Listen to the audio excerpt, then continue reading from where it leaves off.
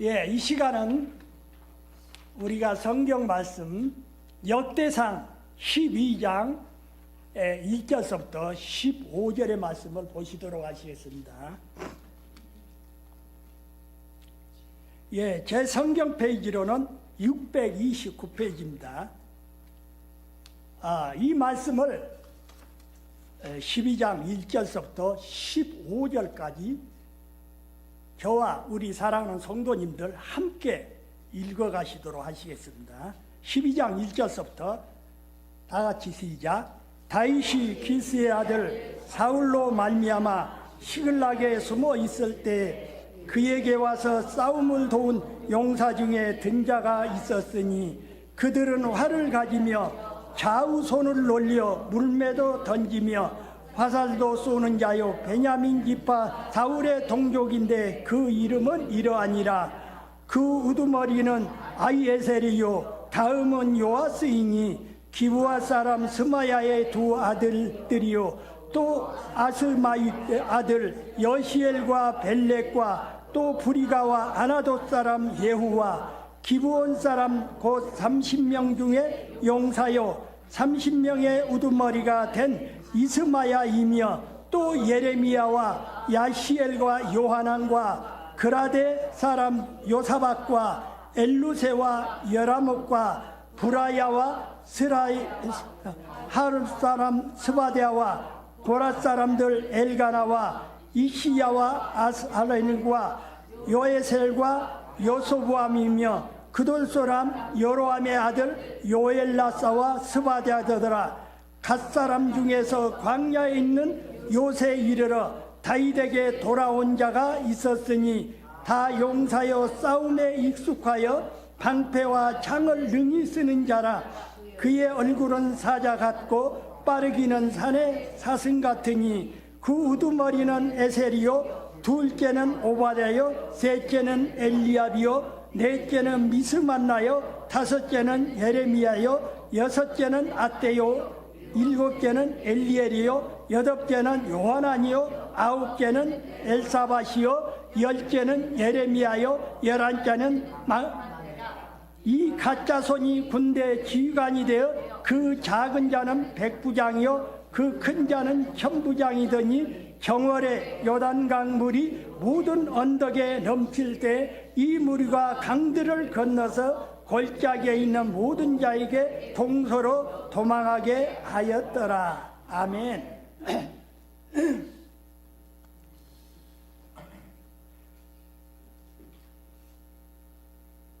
오늘 12장 이 전반에 나온 이 본문 말씀은 이 하나님의 때를 준비하는 사람들입니다.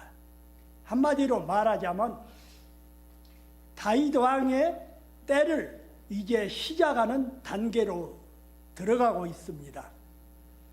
이 다윗 왕이 왕이 되기 전에 자신의 목숨을 노리고 있는 이 사울을 피해 가지고 시글락으로 그가 망명을 했습니다. 이 시글락은 어떤 곳이냐? 블레셋 왕 아기스가 그 땅을 다스리고 있었던 때에 있습니다. 그런데 다윗이 적군의 블레셋 왕 아기스로 이제 자기의 생명이 위태롭게 되니까 거기로 이제 피신해 갔던 것입니다. 그런데 감사하게도 이 블레셋 왕 아기스가 다윗에게 호의를 베풀어서 그곳에 머물라고 했습니다. 그래서 시글락으로 망명했을 때 이 다윗 왕과 함께 동행했던 용사들이 겨우 600명에 불과했습니다. 이 600명 가지고는 이 다윗 왕의 나라를 세운다는 것은 좀 어려운 일이죠. 그러나 다윗이 이곳에 거주하면서부터 그 수가 급격히 불어나기 시작했습니다. 그런데 이렇게 12장 이렇게 보면은 베냐민 지파, 갓 지파 이 사람들에 대해서 이렇게 그 사람들의 이름을 소개하고 있습니다. 우리가 성경 말씀을 많이 읽어보지만은 우리가 이 사람들의 이름은 너무나도 생소하고 우리가 알지 못하는 사람들입니다. 그런데 왜 성경 속에 이 사람들의 이름들이 올라와 있을까요? 이 사람들의 이 수고와 그들의 헌신은 결코 우리 아버지 하나님께서 잊지 않으신다는 것을 우리에게 보여주고 있는 것입니다. 이 사람들이 이 다윗에게로 찾아온 이 모든 과정들을 보면 가장 어려운 시기에 최상의 적기로 이 사람들이 헌신을 했다는 것입니다.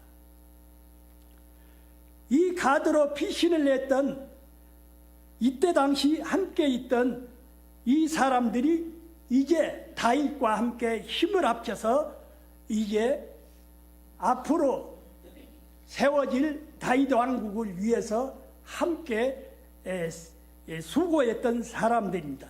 이 사람들은 어떤 사람들이냐? 베냐민 지파 출신의 사울왕이 그때 당시 생존하고 있었음에도 불구하고 베냐민 지파에 속한 이 용사들이 시글락에 있는 다윗에게로 기순에 찾아왔다는 것입니다. 이러한 현상은 왜 그랬을까요? 그때 당시 이 사울왕의 비신앙적인 그 행동과 아주 그 정치적인 모든 상황이 아주 잘못되어 있었기 때문에 올바른 그 신앙과 올바른 정치를 기대할 수가 없었기 때문에 이 사울왕을 버리고 다윗에게로 찾아왔다는 것입니다. 그래서 이 사람들이 신앙의 결단을 내려가지고 다윗을 도왔던 것입니다. 한마디로 앞으로 장차 세워질 다윗왕의 나라에 이 사람들이 엄청난 공을 세우고 함께 이렇게 동참했던 사람들인 것입니다. 한때는 이 다윗의 이 용사들을 보면 정말 희생적인 모습들을 볼 수가 있습니다. 물론 이 사람들의 희생적인 모습도 볼 수가 있지만은 다윗 왕 역시 그때는 다윗 왕이 아니었죠.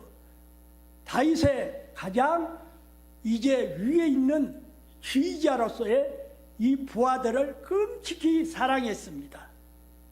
한때는 이 용사들을 데리고 피신에 있었을 때 다윗이 베들레헴에 있는 우물물이 생각이 났습니다. 그가 목동이었을 때 우리는 그렇지 않습니까? 우리 고향 생각을 많이 할 때도 있습니다. 고향의 그리움이란 게 누구든지 다 가지고 있죠. 그래서 다윗이 내가 목동이었을 때 우리 베들레헴에 그 우물물 얼마나 시원하고 상쾌하고 좋은 물이었는데 그 물이 마시고 싶다 하고 중얼거렸는데 그 중에 이 용사들이 3명이 나가가지고 그 우물물을 구해가지고 왔던 것입니다. 그때 당시 이 베들레헴은 블레셋들이 점령하고 있었던 때였습니다. 그런데 이 3 용사가 그 블레셋 진중에 가가지고 이 베들레헴에 있었던 그 우물물을 거기서 길어가지고 다윗에게로 가지고 왔습니다. 그래서 다윗에게 그 물을 주면서 우리가 당신이 그 베들레헴 그 우물물 정말 이 그리워하던 물을 가져왔습니다. 다윗이 깜짝 놀랐습니다. 야, 너희들이 나를 위해서 이 물을 길어오다니 이것은 물이 아니라 너희들의 피다. 왜 그랬을까요? 블레셋 적군들에게 잡히는 날이면 그 사람들은 가차없이 죽는 것입니다. 그런데 그 진중에 들어가지고 자기 목숨을 아끼지 않냐고 다윗이 그토록 사모했던 물을 가져왔다는 것입니다. 그래서 그 물을 다윗에게 두었더니 다윗이 그것을 마셨을까요? 아닙니다. 다윗이 그 물을 받아들고는 이 물은 물이 아니라 너희들의 피다. 그래서 그 물을 땅바닥에다 그대로 쏟았다는 것입니다. 정말 베들레헴은 장차 생명의 말씀이 되신 예수님이 그곳에 오실 것을 아마 예고로 말씀하신 모습일 것입니다. 생명의 생수가 되신 예수님이 육을 입으시고 베들레헴에 탄생하셨습니까? 그렇기 때문에 우리는 정말 하나님의 말씀을 그리워하고 사모하는 자들은 정말 복이 있을 것입니다. 그 정도로 이 용사들과 다윗은 서로 아름다운 관계를 유지하고 있었습니다. 그리고 또한 이 베냐민 지파는 어떤 지파였냐? 아주 용맹스러웠던 지파였습니다. 그래서 창세기 49장 거기에 보면은 야곱이 12 아들을 불러가지고 축복하신 그 대목이 나옵니다. 이 야곱이 뭐라고 했냐? 물어뜯는 이리로 예언을 했다는 것입니다. 이 베냐민은 물어뜯는 일이라 아침에 빼앗은 것을 먹고 저녁에는 움킨 것을 서로 나누리라 라고 야곱이 이렇게 예언의 축복을 하셨다는 것입니다. 그래서 이 베냐민 지파는 어느 지파보다도 용맹스럽고 용감했다는 것입니다. 그런데 이 용감한 용사들이 다윗에게로 찾아왔던 것입니다. 그래가지고 앞으로 세워질 다윗 왕국에 함께 동참했다는 것입니다. 그리고 다윗에게 기순하여 그를 도왔던 베냐민 지파들의 그 한 사람 한 사람 그 명단이 나온 것을 우리가 볼 수가 있습니다. 그런데 이 사람들은 어떤 사람이었냐? 그 말씀 내용을 보면 그들은 활을 잘 사용을 했고 특히 왼손잡이로들 유명했다고 합니다. 그렇지 않습니까? 왼손잡이도 지금은 많이 있죠. 우리 한국 사람들은 어르신들이 옛날에 어렸을 때 자랄 때 왼손으로 손을 쓰게 되면 어르신들이 무조건 야단을 치셨어요. 무조건 오른손을 사용하라고. 그런데 이 성경 말씀에 보면 이 사람들은 특별히 왼손잡이로들 유명했다고 합니다.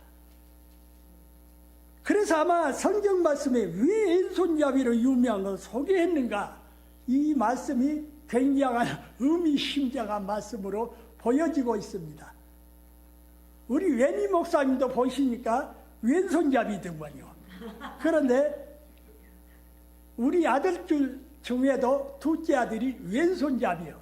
왼손잡이로 글을 써가면 오른쪽에서부터 왼손으로 이렇게 글을 써가요. 그렇게 손놀림이 조금 이상스럽게 보이죠.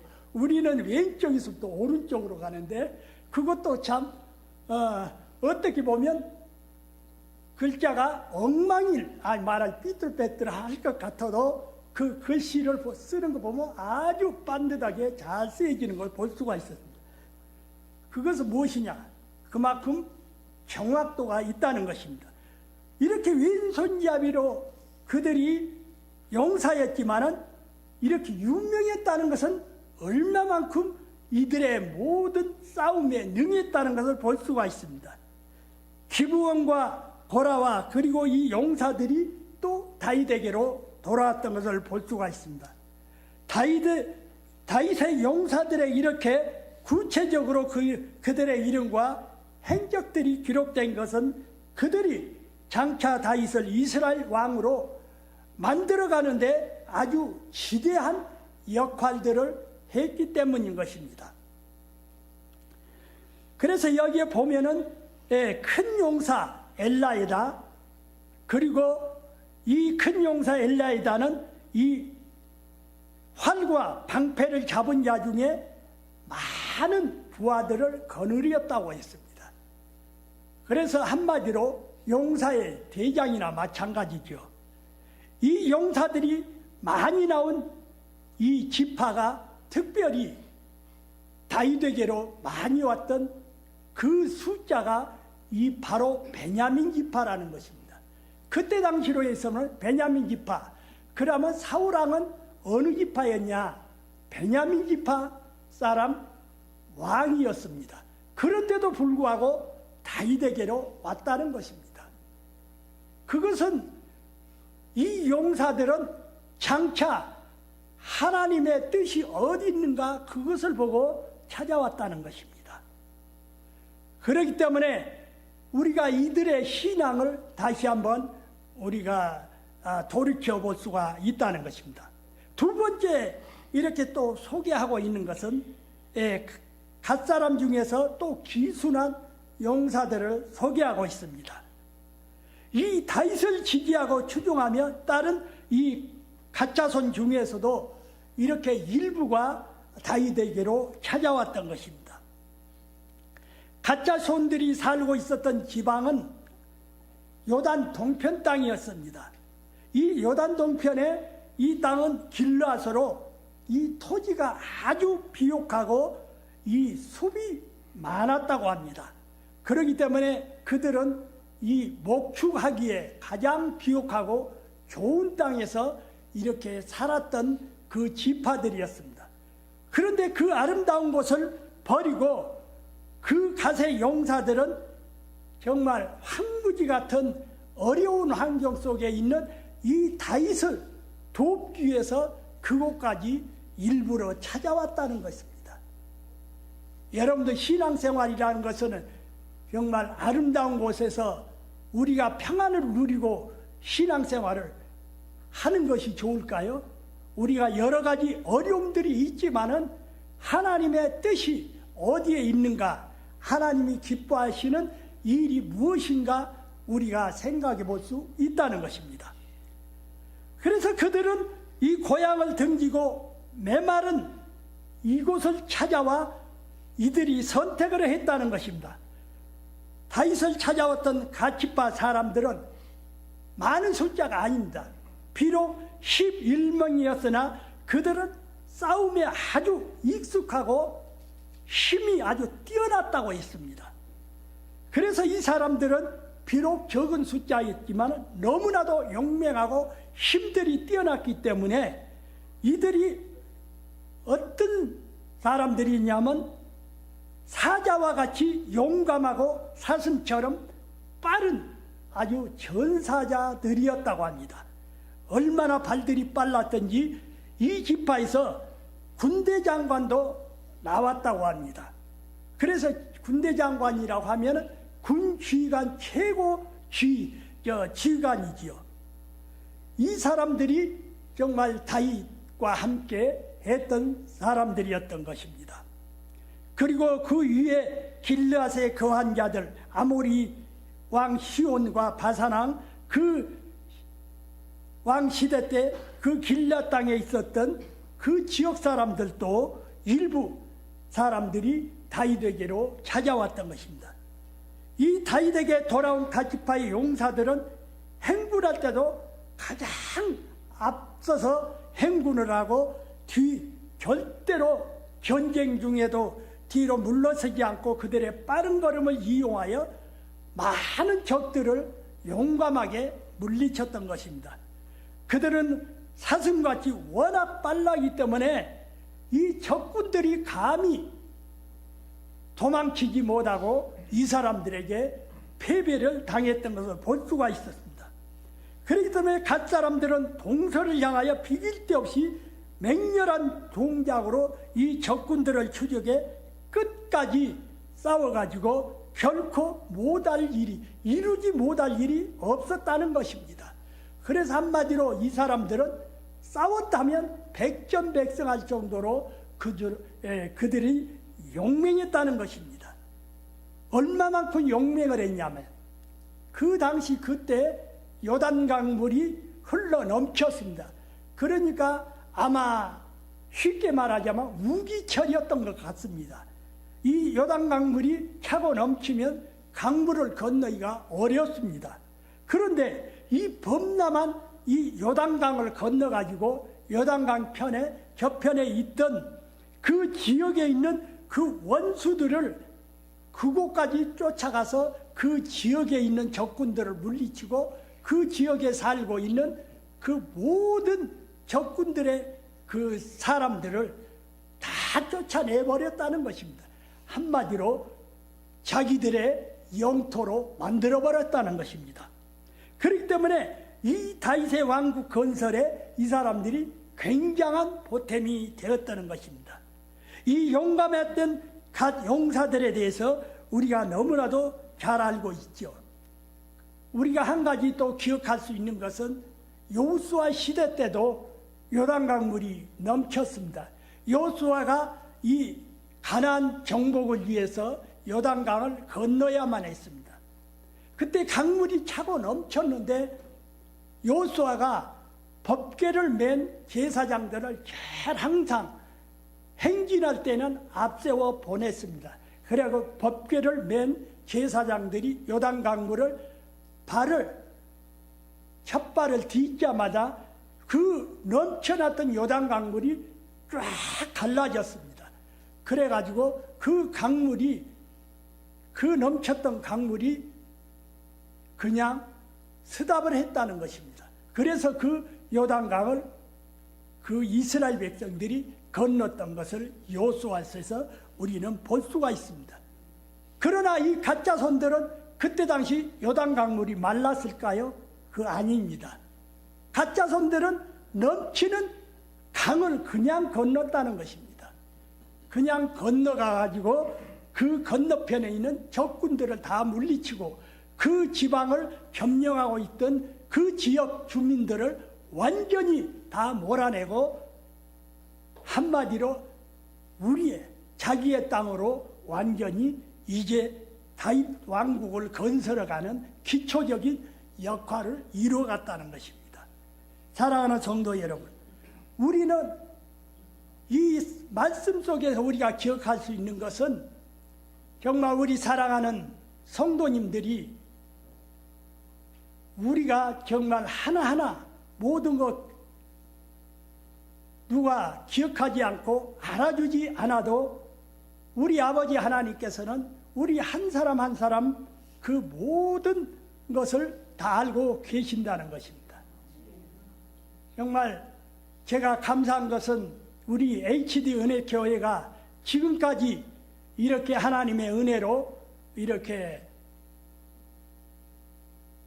부흥에 이렇게 길로 나아갈 수 있다는 것을 참으로 감사드립니다. 이 교회가 세워지기까지 이 교회를 위해서 물질을 드렸던 분들, 그리고 이 교회를 위해서 여러 가지 봉사적으로 헌신했던 분들, 또 여러 가지로 함께 동참했던 분들, 지금까지도 함께 수고하신 모든 분들의 그 수고가 하나님의 생명책에 다 기록되리라 믿습니다. 여러분들 누가 알아주지 않고 기억하지 않아도 여러분들 절대로 실망하지 마십시오.